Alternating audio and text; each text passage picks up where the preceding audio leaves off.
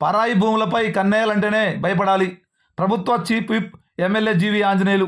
ఇక పూర్తి సమాచారం మేరకు ప్రభుత్వ ప్రజల ఆస్తుల రక్షణకు కూటమి ప్రభుత్వం తొలి ప్రాధాన్యత కల్పిస్తూ చర్యలు తీసుకుంటుందని ఏపీ ప్రభుత్వ చీఫ్ విప్ ఎమ్మెల్యే జీవి ఆంజనేయులు తెలిపారు.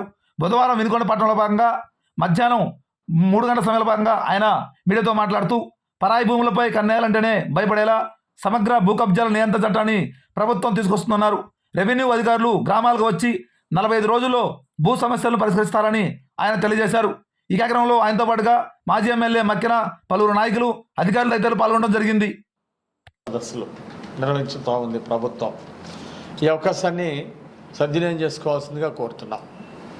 గతంలో దొంగ పత్రాలు సృష్టించి ఆన్లైన్లో పేర్లు మార్చేసి రీసర్వే పేరుతో అనేక మోసాలు చేశారు. ఊరికో భూబకాసుడు తయారయ్యాడు వైఎస్ఆర్ పాలనలో. ఈరోజు అలాంటి వారిని వాళ్ళ నష్టపోయిన వాళ్ళందరికీ కూడా ఇది ఒక శ్రీరామ రక్షగా ఇది ఉపయోగపడుతుంది.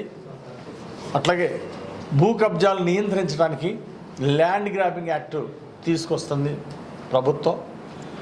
అలా దీన్ని అసెంబ్లీలో కూడా దీన్ని ప్రవేశపెట్టడం జరిగింది.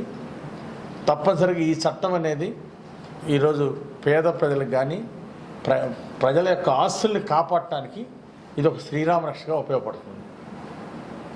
Thank you.